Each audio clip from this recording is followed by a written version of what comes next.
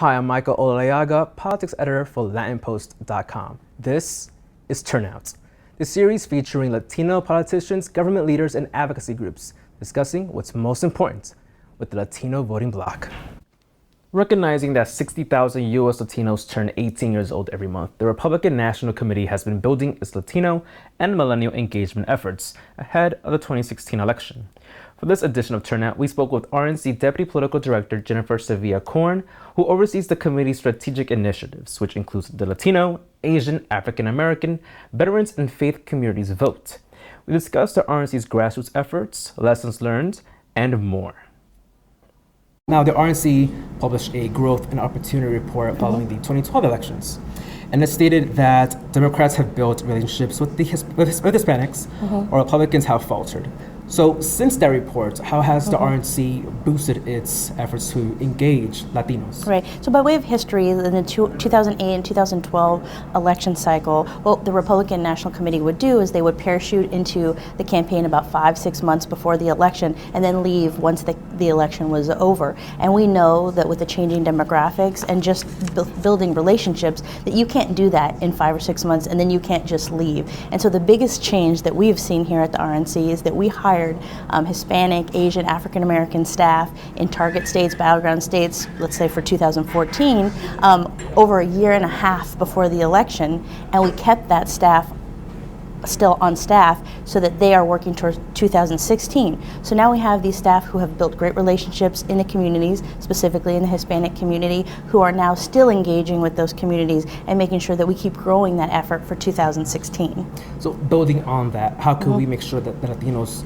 stay politically engaged and ensure that they're going to go vote? Right. So it's very important. They're a huge voting bloc, and you see the increases every cycle. And so, by 2050, Hispanics are going to grow from 16% of the population to 30% of the population. So that's very important that we make sure that we're reaching that community. And for us, for the Hispanic community, when both parties are fighting for the vote, that is good for our community. And so what we did in 2014 is that we made sure that we were going to festivals and we were going to their faith events and business events, and that we were listening to what they were saying, but then we were then asking them to be active in individual campaigns. So let's say, for instance, Congressman Mike Coffman in Colorado, or Cory Gardner as for U.S. Senate in Colorado. So then we asked them to be active in the campaign. And now what we're doing is asking those people who were active before to continue to go to events, to continue to build relationships, to continue to meet with leaders, to show the commitment that the Republican Party has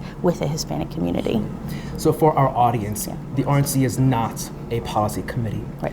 Can you explain what that means, as well as your how has immigration played in your engagement efforts? Right. So Republican National Committee, a lot of people assume, just like they might assume with the Democrat National Committee, that we control everything within our party. And so what across the street, what the Senate and the House does is purely policy. They are the ones who pass legislation. What the job of the Republican National Committee is to do is to set the ground game out in the field, to do the politics, to actually do the electing and the re-electing of elected officials, and we don't do policy. And so when you're talking about immigration, there are so many issues that the Hispanic community cares about. When we're out in the field and we are out there talking to voter, one person at a time, Hispanics care about the economy, they care about education, and yes, of course they care about immigration, but we have to talk about all of the issues. And I think that we recognize here that the immigration system we have is broken and we need to fix that. But that is really something for the elected officials to do, and we're on the other side trying, doing the political ground game. So let's talk now about the younger voters, Okay. Younger voters or millennials. The reports also stated that, quote, younger voters are increasingly put off by the GOP. So why do you think millennials are put off by the GOP, and how have you improved millennial outreach? Right. Well, so that premise, that's like one person's view of that. We have a lot of youth who are involved with the Republican National Committee. We have a lot of the college Republican groups out there who are on campuses across the United States who helped us in 2014 to make sure that Rick Scott won for governor in Florida, to make sure that Abbott won in Texas. You can name a bunch of different elected officials that were elected, and that was partly with the effort of of the college Republicans. And so we do have a lot out there, and so it is very important. Millennials are important. But I would say that in 2016 is going to be very competitive, and so we have to fight for every vote, which includes the youth vote. And a little bit more on the Hispanic side, 60,000 Hispanics turn 18 every month. And so that is something that we are focused on, and we are going to ensure that we are reaching the younger vote and making sure that they're registered to vote and they're also educated on our issues. And one of the ways to do that is for our party chairman and for our county chairman and the elected officials to speak to the youth. And I think once they meet our elected officials, then they talk about the issues and they understand what our party's about, and we gain support. So we're going to be fighting for the youth vote, and we're going to be able to get a good support from them. What have been some of your grassroots efforts, whether it comes for Latinos only, millennials only, or the above? What have been your efforts? So I think two things to note, and we kind of talked about a little bit before, was the fact that starting early. You can't jump in 5 months before an election and expect that you're going to have a sustaining support from any community. So the fact that we started a year and a half out from 2014 led to a lot of those successes that we saw, because that ground game, a lot of it is not really exciting stuff. It is going door to door. It is making thousands of phone calls out of a county office. It's not the sexy stuff you see like on TV, right? But that's how you get that vote one at a time. And so that groundwork that we laid in 2014, that is a great base for us that we're building on for 2016. And the key is starting early, staying in the community, and making sure that you're reaching all communities. So when you have a political plan, which we put together, it ensures that we're reaching all the communities, that we're going into areas that maybe before we haven't. And that's something different too that we've done. So in Pueblo County, for instance, in Colorado, it's a predominantly Hispanic, predominantly Democrat county.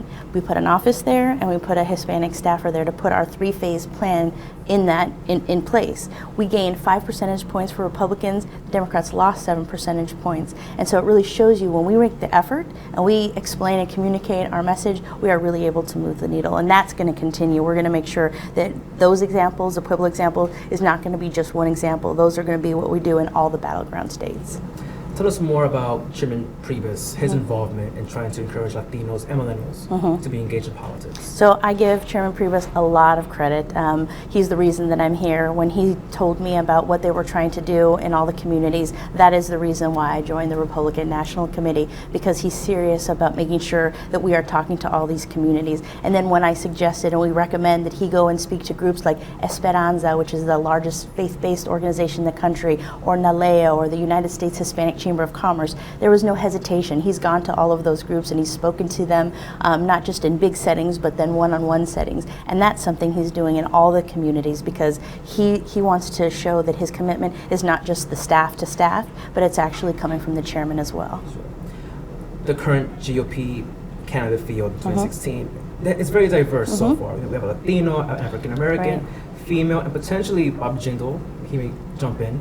How important is it to have diversity amongst these candidates? Well, our country's a democracy and competition is great. And so the fact that on the Republican side you have such a diverse field of candidates is a great thing for our democracy. And we're not talking about just a coronation of one candidate like the Democrats are. I mean, we really have a lot of views out there, and they're going to compete with each other. And the American people are going to be able to choose who their nominee is going to be. And so that is really great for our democracy.